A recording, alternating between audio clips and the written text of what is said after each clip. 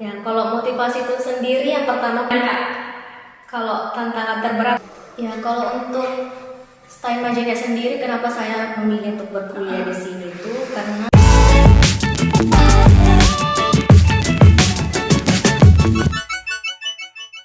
Baik, bismillahirrahmanirrahim. Assalamualaikum warahmatullahi wabarakatuh.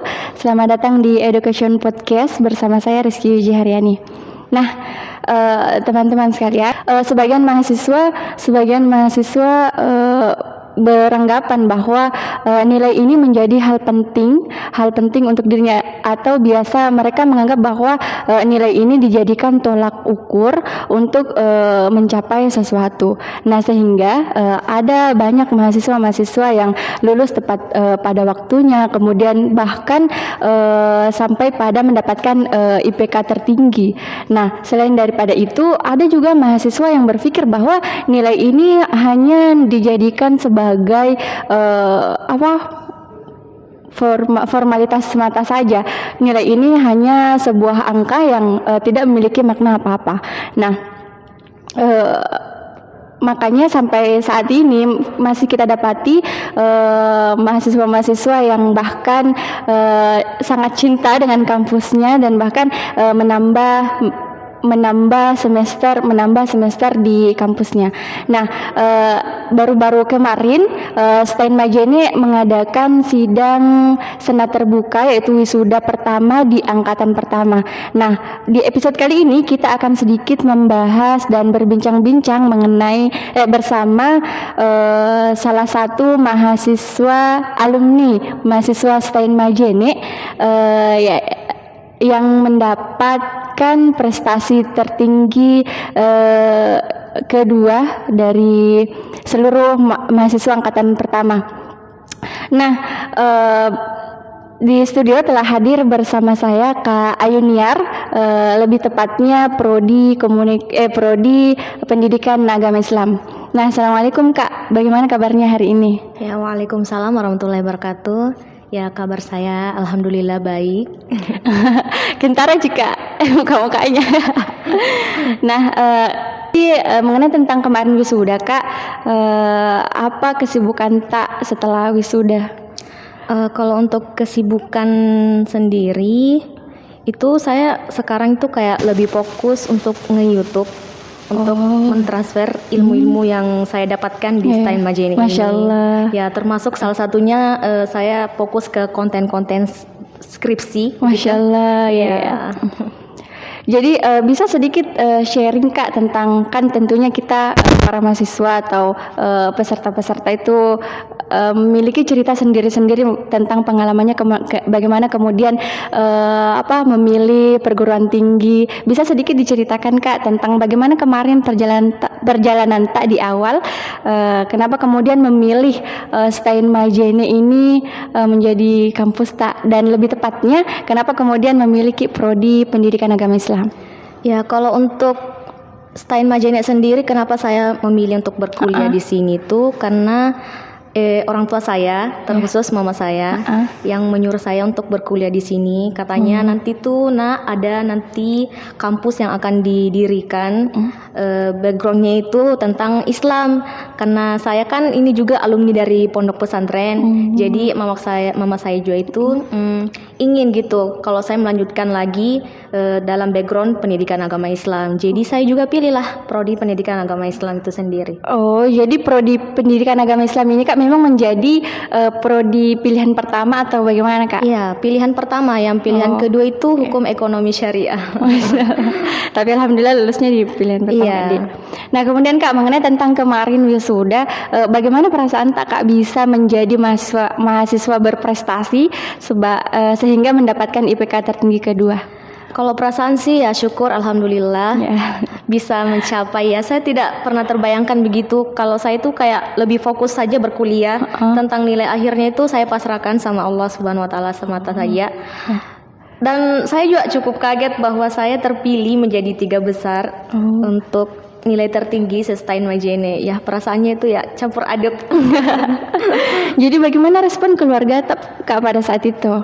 Ya kalau dari keluarga sih ya sama seperti saya, kurang lebih senang, bersyukur bahwa anaknya bisa membanggakan nama Masya orang Allah. tuanya, bisa mengharumkan nama orang tuanya seperti itu. Jadi kemarin Kak di kesibukan kuliah kemarin itu kita selingi sama misalkan sekarang tuh banyak mahasiswa yang beranggapan bahwa tidak menonton untuk kuliah-kuliah terus begitu Kak. Jadi kesibukan lain dari kuliah kemarin kira-kira ada Kak? Ya saya itu termasuk kayak mahasiswa kupu-kupu ya, kuliah pulang di awal semester. Sekitaran tahun 2019 itu sebelum masa corona, saya aktif di RKV, Rumah Quran Violet Masya di Allah. Tembuang. Tapi karena corona melanda ya, jadi organisasinya lagi kurang aktif begitu. Kalau iya. itu sih. Jadi kan kemarin Kak waktu wisuda sempat mewakili menyampaikan pesan-kesan Kak. Iya. Jadi apa tepatnya pesan yang Kakak sampaikan pada saat itu? Kalau pesan sih kayak untuk junior begitu, saya berpesan untuk kuliahnya jangan malas, tetap semangat, jangan patah semangat begitu untuk terus melanjutkan cita-citanya. Kalau ingin merasakan seperti kakak-kakak seniornya. Bisa sedikit diceritakan Kak bagaimana kemarin proses Tak selama perkuliahan hingga bisa sampai ada di titik ini. Tentunya kan kita memiliki proses masing-masing dan tentunya itu proses yang cukup menantang untuk diri Tak. Nah, kalau proses kuliah itu sih ya kayak biasa saja. Yang terkendala itu masalah ekonomi sudah pasti. Oh iya. Ya walaupun orang tua saya salah satunya mama yaitu ASN atau aparat sipil negara, tapi ya kan itu juga tidak mencukupi kan untuk sehari-hari. Jadi saya itu lebih banyak mengeluh pada masalah biaya, apalagi tugas-tugas begitu yang banyak memakan ongkos. Jadi saya itu selingi kalau pulang saya buat sekedar untuk cari uang jajan begitu, uang bensin, uang tambahan gitu dengan berjualan. Jualan es lilin begitu di sekolah-sekolah. Masya Allah. Pokoknya saya itu sudah lalui semua. Jangan pantang menyerah, jangan pernah ada kata gengsi atau malu untuk mencapai keberhasilan. Jadi kemarin Kak mengenai tentang ini, tentang mungkin sedikit membahas tentang penelitian Tak Kak. Kira-kira ada sempat revisi atau bagaimana? Ya kalau revisi itu pasti ya, sudah pasti mahasiswa pasti alami. Revisinya itu menurut saya tergantung dari masing-masing pembimbing. Apakah direvisi pas konsultasi atau direvisi pas kita seminar proposal atau di sidang skripsinya. Jadi tergantung sih menurut saya untuk para pembimbing. Jadi pasti kalau mengenai tentang revisi pasti ada ya Kak? Iya, revisi itu pasti. Nah kan sekarang ini kita berada di posisi Kak mahasiswa yang berprestasi. Mahasiswa yang berprestasi. Nah kira-kira Kak apa yang mendorong kita atau yang memotivasi kita sehingga ada di posisi ini Kak? Kan biasa itu ada motivasi-motivasi tersendiri dalam diri Tak, kenapa kemudian bisa Ki ada di titik ini atau bagaimana? Ya kalau motivasi itu sendiri yang pertama pasti untuk orang tua saya. Saya ingin banggakan, saya ingin buktikan bahwa anakmu ini pasti akan berhasil, pasti akan sukses. Dan kedua itu saya itu ingin dikenal begitu. Ingin dikenal? Iya, supaya Ayuniar. Masya Allah. Nah, kira-kira Kak, apa yang ingin kita sampaikan untuk kami terutama mahasiswa ya di sini di Stein Majene Kak, kira-kira apa yang ingin kita sampaikan? Kalau untuk adik-adik senior saya yang ada di Stein Majene, tetaplah semangat untuk kuliah. Jangan terlalu membebani diri Anda dengan mengikuti terlalu banyak kegiatan. Fokus saja satu organisasi dan fokus juga terhadap mata kuliah Anda supaya jadwalnya itu tidak bertabrakan. Karena banyak kan anak-anak yang berorganisasi begitu, jadi kuliahnya itu teledor, meninggalkan kuliahnya demi kepentingan organisasinya. Sebenarnya organisasi juga itu penting, tapi jangan terlalu. Seimbangkan, dibalanskan antara kuliah dengan agar tidak ada yang cemburu organisasi dengan kuliah. Jadi ada skala prioritas gitu Kak Di. Bagaimana caranya memanage waktu dengan baik gitu. Nah, kalau untuk IPK sendiri sih itu merupakan kayak formalitas ya bagi saya untuk kayak pengumuman begitu yang paling tinggi begitu.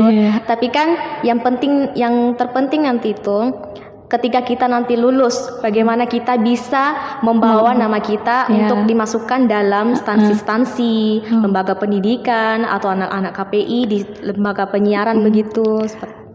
Bagaimana juga kemudian kita mengaplikasikan ini, jangan sampai hanya sekedar itu tadi Kak, kembali pada formalitas saja gitu Kak. Itu kayak wah ini yang tertinggi, ini yang kedua, ini yang ketiga, tapi kita akan lihat nanti pada saat sudah keluar dari kampusnya, apakah dia bisa menjadi orang di luar sana atau cuma menonton orang.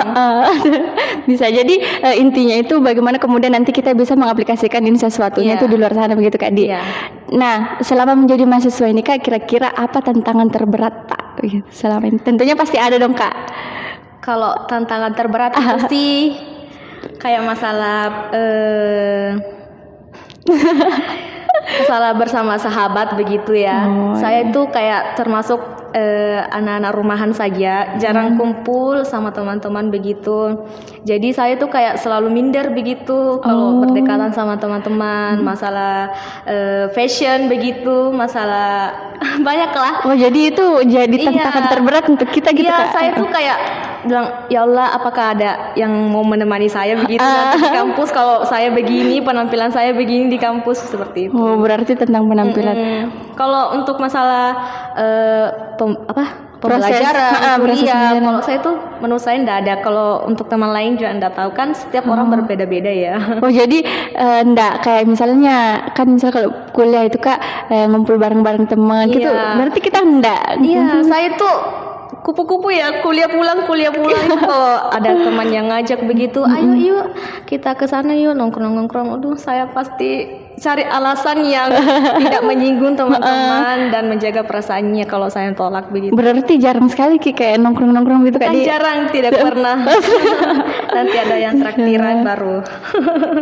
Nah, kira-kira nih Kak, bagaimana rencana Kak selanjutnya mengenai tentang ini? Apakah menikah Ki? Karena kan masing-masing biasanya itu orang ada setelah S1, setelah wisuda mau menikah. Tentunya punya planning sendiri-sendiri Kak. Kalau untuk planning sendiri sih Insya Allah saya mau lanjut S2, tapi dari biaya saya sendiri. Jadi saya tuh rencananya ini saya mau daftar kursus menjahit supaya saya juga ada penghasilan tambahan-tambahan begitu sambil menghonor, ya, sambil fokus juga nge-YouTube. Pokoknya bagaimana cara saya supaya bisa dapat penghasilan sendiri sebelum untuk melanjutkan S2, karena saya sudah tidak mau membebani keluarga saya begitu. Masya Allah.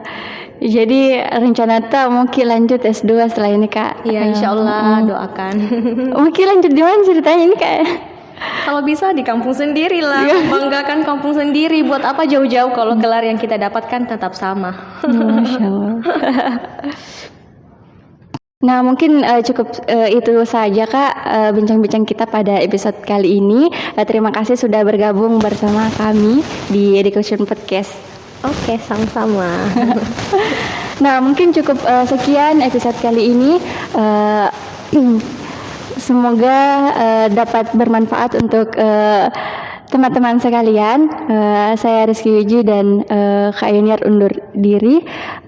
Jangan lupa komen, like, and subscribe. Sekian, assalamualaikum warahmatullahi wabarakatuh.